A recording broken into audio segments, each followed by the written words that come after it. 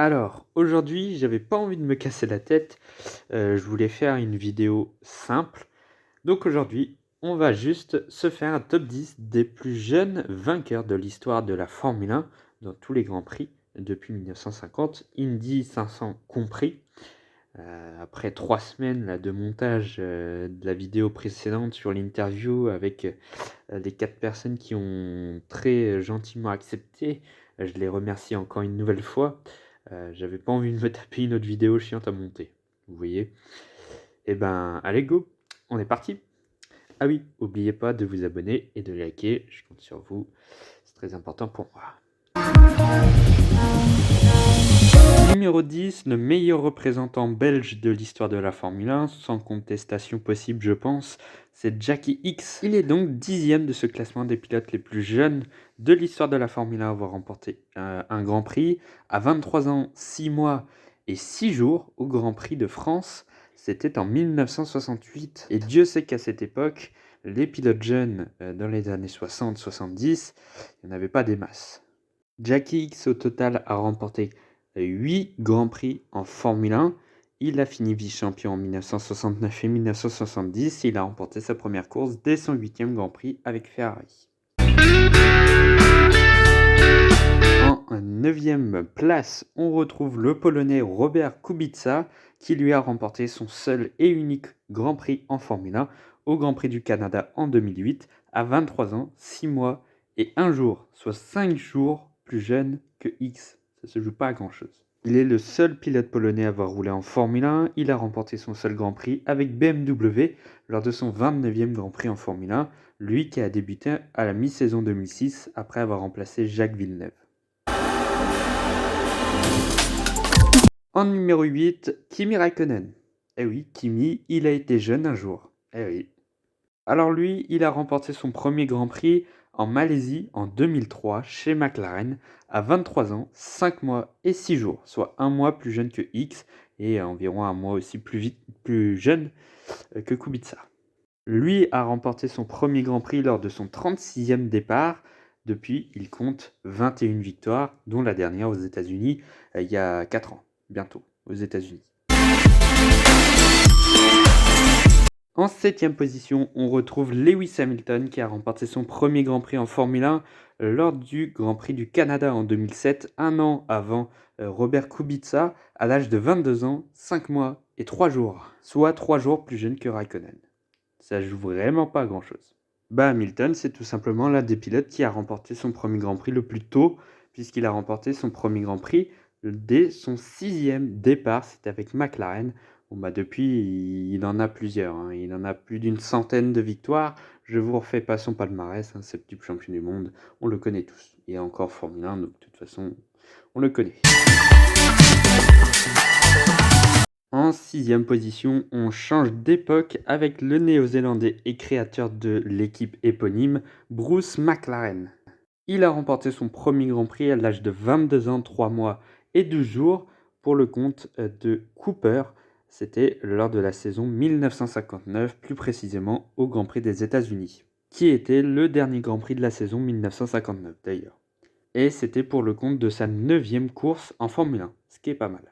Derrière, Bruce McLaren sera plus connu pour avoir créé l'équipe McLaren, même s'il a fait des résultats très honorables en Formule 1. Il a remporté 4 Grands Prix, donc c'est quand même pas mal, mais on le connaît plus parce qu'il a créé son écurie McLaren, qui est encore en vie aujourd'hui, contrairement au pilote. On rentre dans le top 5 avec l'Américain Troy Ruttman. Alors lui, c'est un pilote particulier. Il a remporté sa première course de Formule 1 entre guillemets à 22 ans, 2 mois et 19 jours. Sauf que son Grand Prix de Formule 1 entre guillemets, c'était Indianapolis 500. C'était les 500 miles d'Indianapolis 1952.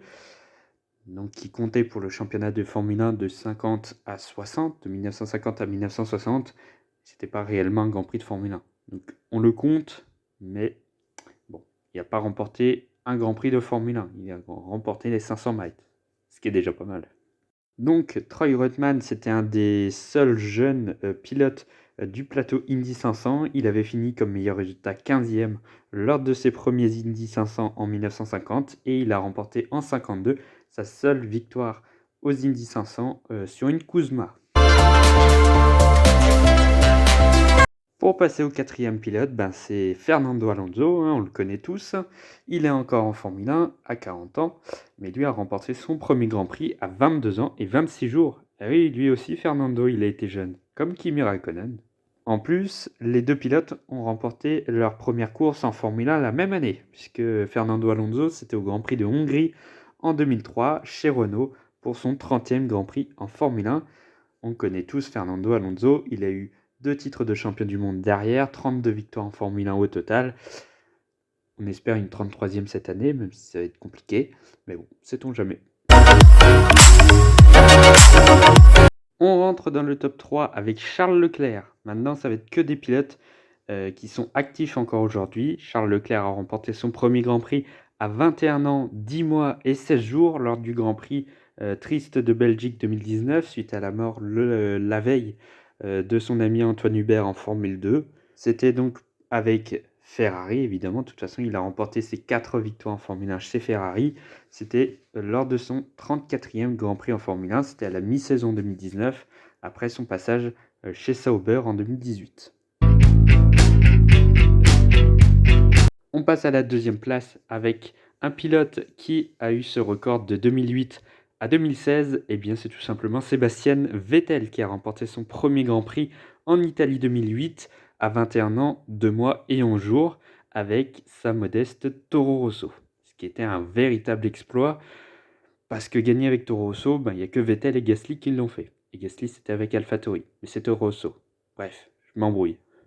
Enfin, Vettel avait fait un week-end exceptionnel puisqu'il avait fait la pole position la veille et il avait remporté le Grand Prix le lendemain. Et c'était pour le compte de son 22e Grand Prix en F1. Bon, depuis, on sait tout ce qu'il est devenu. Il est passé chez Red Bull, il a gagné 4 titres.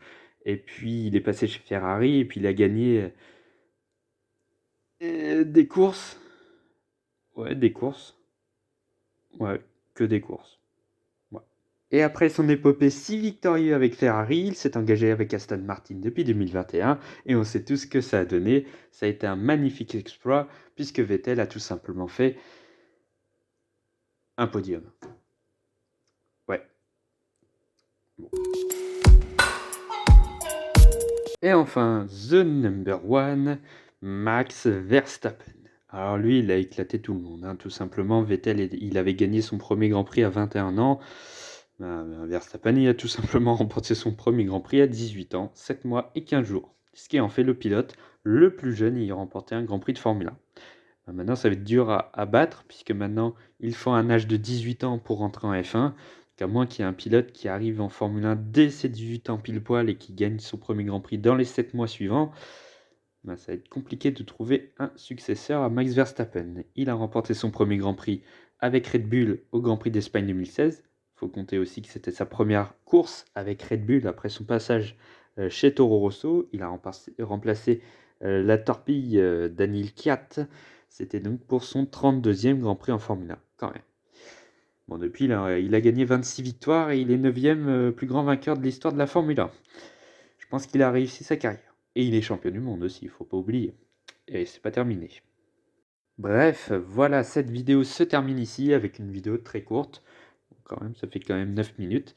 N'oubliez pas le like, le partage, l'abonnement surtout. C'est très important pour la chaîne. Et puis nous, on se retrouve pour une nouvelle vidéo dans quelques jours.